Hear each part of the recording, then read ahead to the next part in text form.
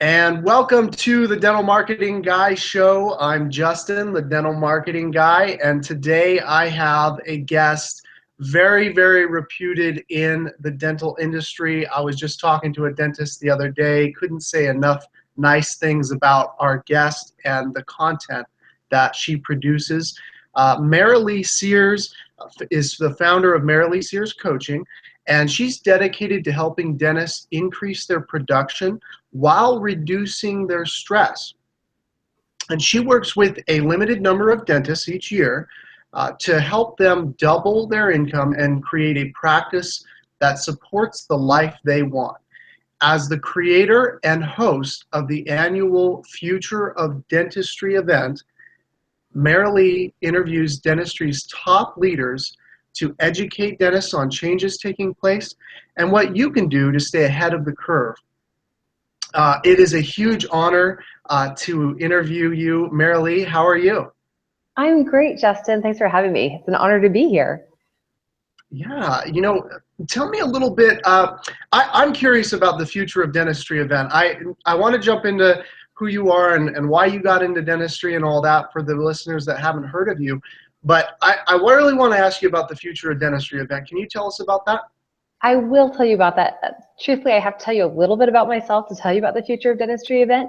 But really, the reason I put together the Future of Dentistry event is because I'm from a dental family. My dad was a dentist. I have a brother and a sister that are both dentists. And when it came time for my dad to transition out of practice, which didn't happen by choice, he was diagnosed with leukemia and had some health issues, so he needed to transition. I was going and I was talking to students and I was talking to young dentists, and they really had said dentistry is changing and the opportunities that were there when we came into dental school are no longer available to us any longer.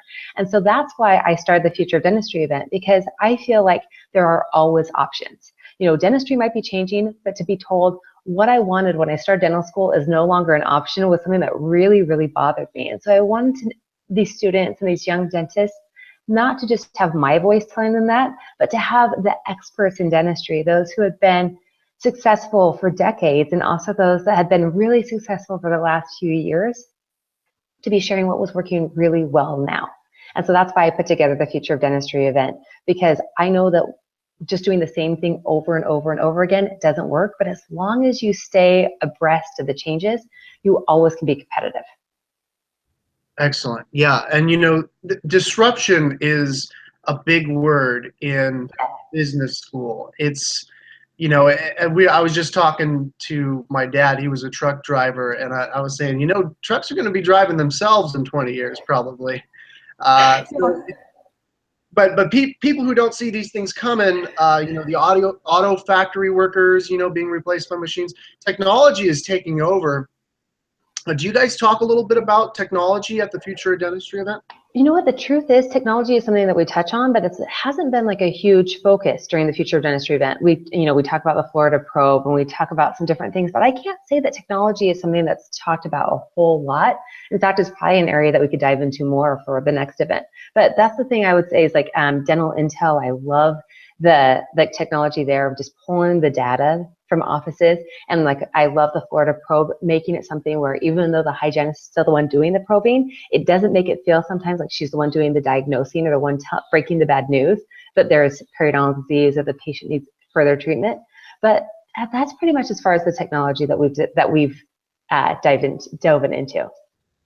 Okay, cool. Well, you touched on it a little bit, but maybe you could expand upon your background in dentistry and why you started Marilee Sears Coaching.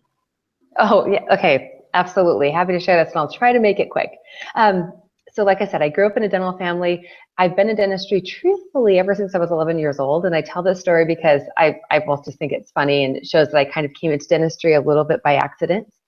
So my dad was a dentist, and he had a sterilization assistant who either moved or quit. I don't know what happened, but I had a solid babysitting job, and I was, like I said, 11 and a half years old. So I had this consistent after-school babysitting job that I went to each day. And my dad said to me one day, Marilee, would you like to come after school and do sterilization and turn the rooms around in my office?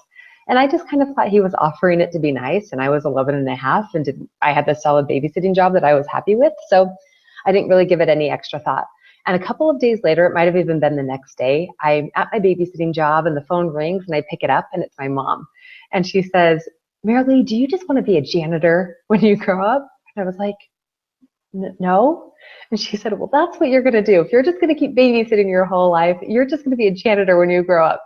So if your dad has given you this great opportunity, you really should take advantage of it and work in his dental office. And so that's 11 and a half. The career was born in dentistry, and I went on to become a hygienist. I went on to do hygiene coaching. And then in 2012, when my dad was diagnosed with leukemia, I had to step in and really manage and transition his practice. And the thing is, Justin, I used to be kind of critical about my dad and think that he didn't really work the systems in his practice as well as he should, as well as he could have. And the truth is he didn't. There was a lot of room for growth and potential within his practice. And so luckily we were able to turn some things around. But what I saw is that the personality and really those personal relationships, the power of those, especially during hard times, that time of transition, patients stayed because they loved my dad. Patients were loyal because of the relationships that he had with them. And so that's where my coaching kind of was born, was after transitioning his practice. I realized that it was a more complicated and a more difficult thing to own a practice than I'd ever realized before. I thought I had an idea of how difficult it was. Once my feet were in the office and I was responsible for those decisions and responsible for hiring and firing and decisions that really would make or break the financial well-being of my mom and my dad, I realized it on a whole new level. And so what I created was a coaching program that was the coaching program I wished that I had when I was going through it, because I know there's a lot of amazing coaching programs out there that are $30,000, $40,000, $50,000 a year. And unfortunately, that's just not what I could afford or what my parents could afford when it came time for the transition.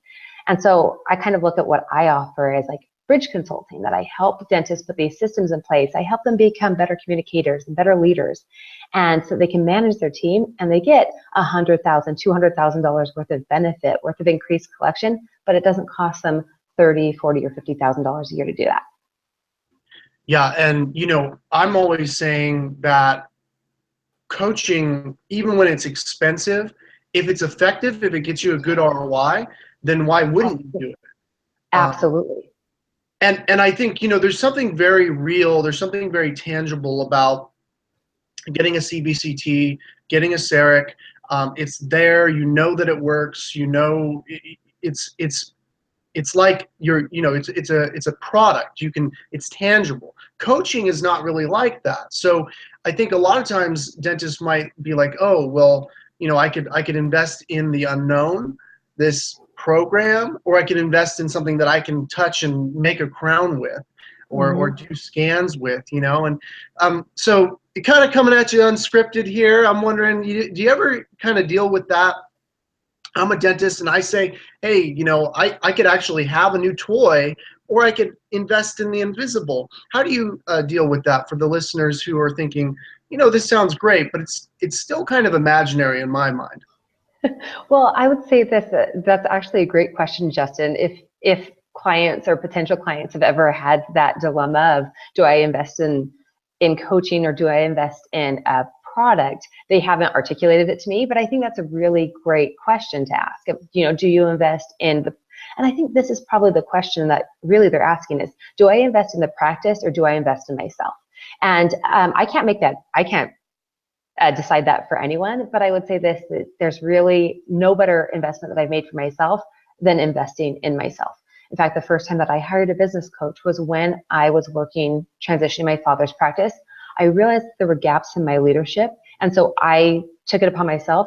I paid the money out of my own pocket, even though I wasn't getting paid to transition, to manage and be there in my dad's practice. I decided to hire a business coach to teach me how to be more effective. And while the results weren't incredible right away, there was so much growth that happened in myself that's what I believe made it possible for the changes to happen in the practice. It made me so much more effective. And so what I've come to realize through that is that the power of coaching isn't just in the systems, it is in how it changes you as a person. Like if I can become a more effective person, if I can be a more effective leader in the practice, that doesn't just affect the practice, it also affects my personal relationships, it affects my personal happiness.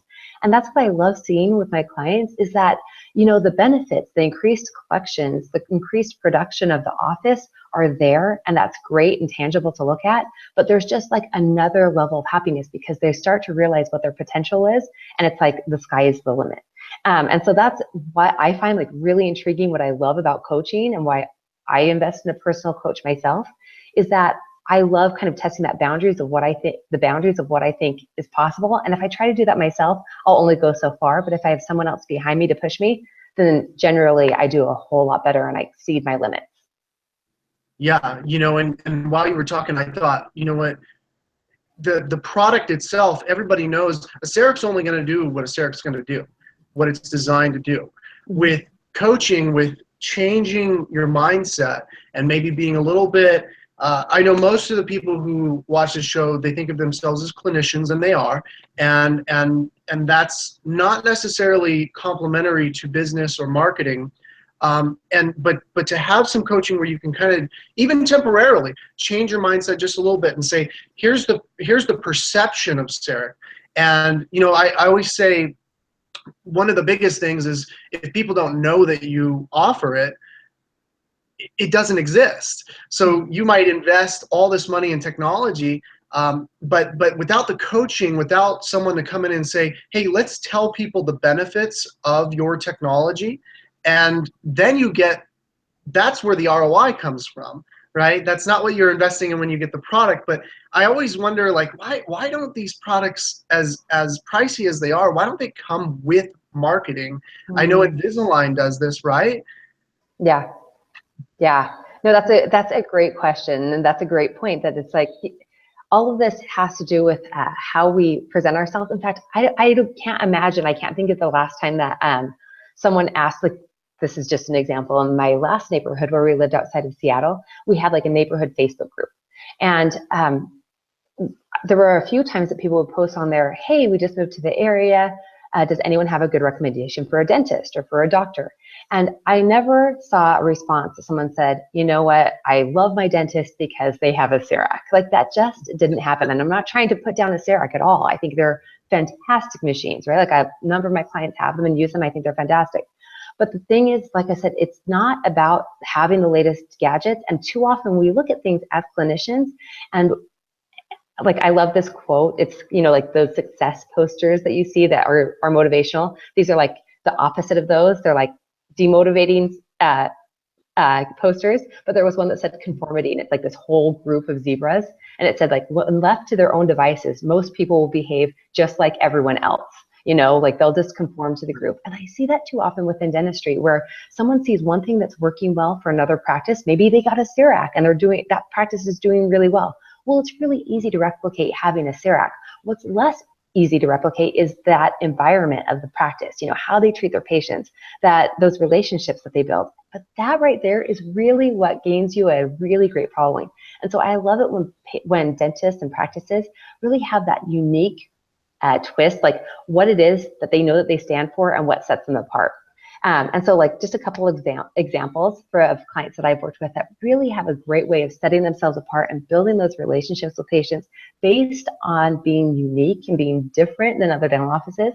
Is I worked with an office outside of Seattle, and they were just a great, really fun office, and they wanted to be known as being cutting edge.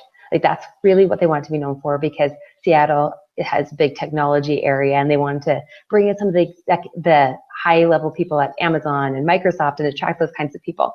But when we looked at their patient base and we looked at who was bringing the most income, it was these young families. It was people in their 30s. Most of them had children. And so I was talking to them and saying, okay, I know you want to be cutting edge. I know that you really want to be marketing the fact that you have the CEREC, and that you have the digital radiographs, that you have CAD/CAM technology, all of these things.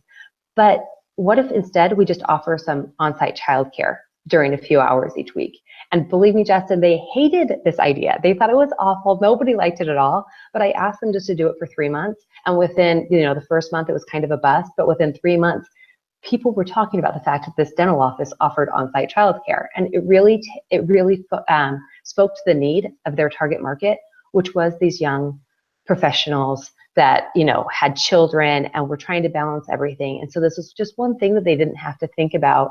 They could bring their kids into the office. Sometimes their kids would, you know, be getting a cleaning or something too. But regardless of whether their kids were getting treatment, they knew that their kids were kind of getting watched over.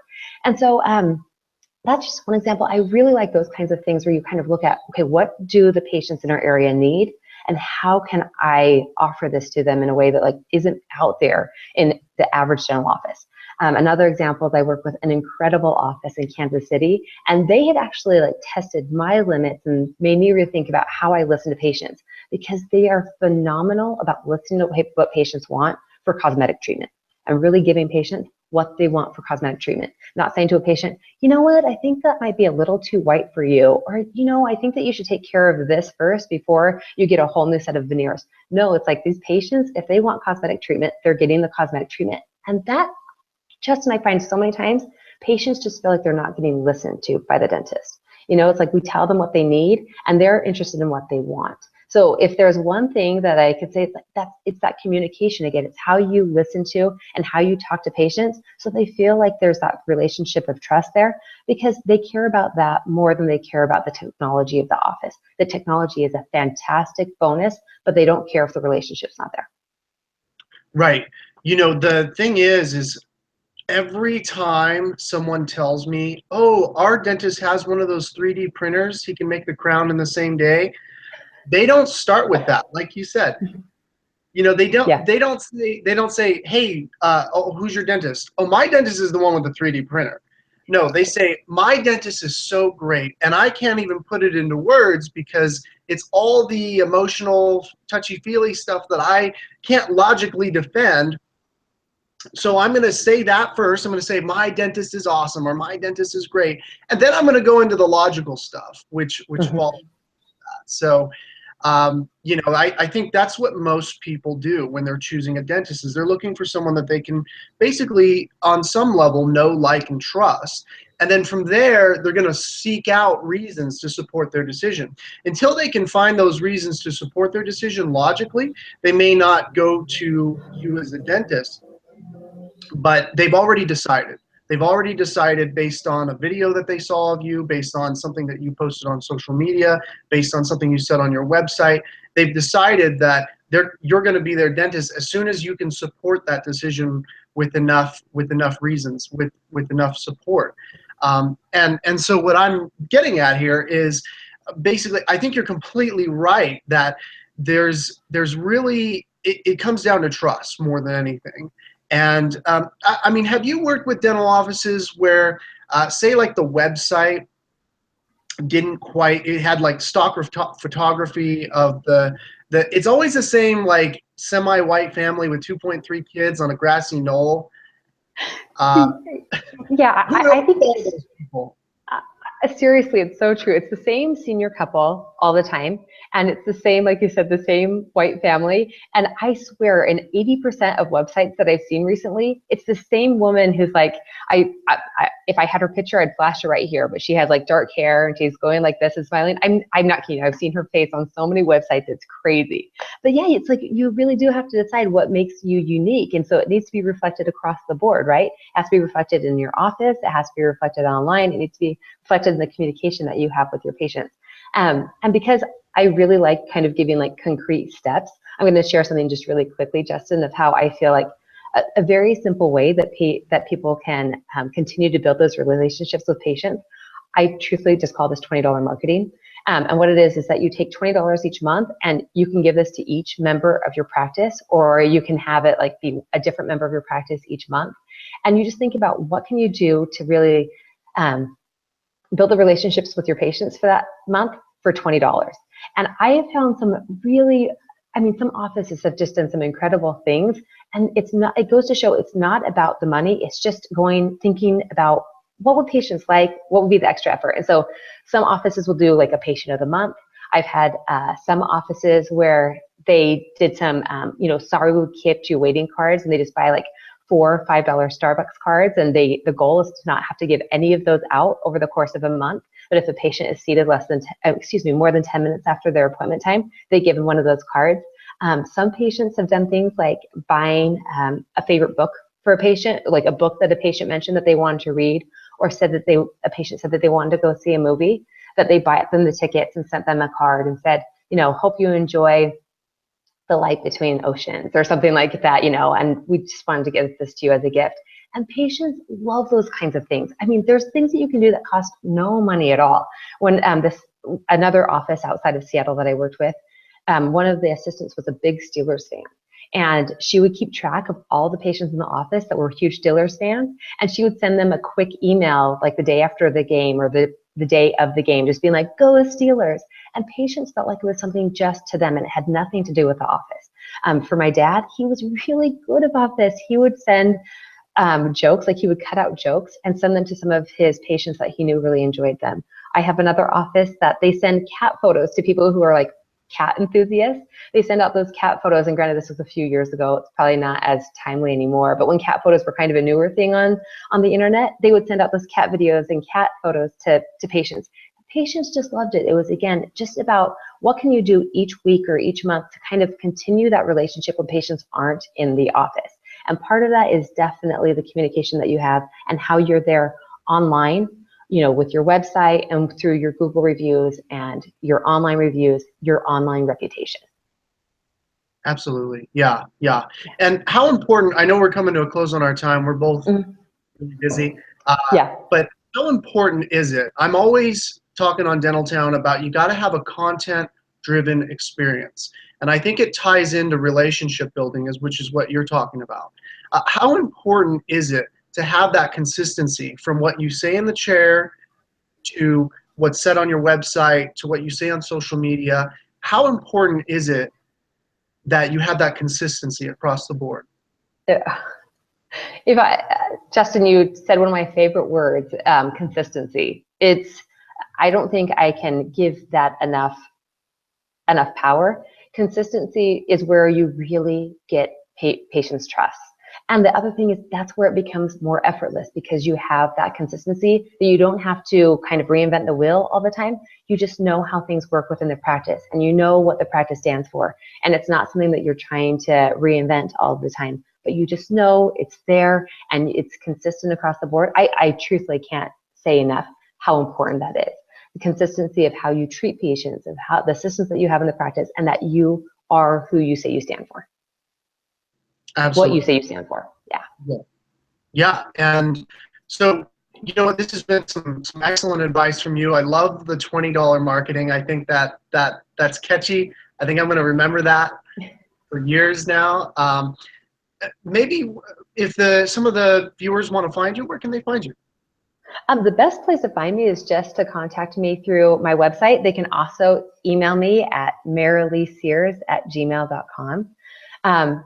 And so I always love interacting with people. One of the things, the compliment that I get is that I kind of am a natural cheerleader. I really do see people's potential. And so that's what I love, is I love talking to people who feel like they're struggling, they're not quite sure what their direction is. And I help them to see what's unique about them and help them to really develop that potential, develop that leadership, and become really uniquely known within dentistry and to make their practice really powerful. So I would totally welcome any communication via email. It's probably the best way to contact me. Again, marileesears@gmail.com is the best email. That one will get right to me. Excellent. And is the time for the Future of Dentistry scheduled already for when's the next event? The Future of Dentistry event generally takes place in the spring, and so it's about 6 months away. Right now, I have some other things I'm doing. I always send out emails. There's always information, but no, the Future of Dentistry event for 2017 won't be happening probably until March. I think it'll be March or April of 2017 is when the next one will be happening. Okay. Yeah.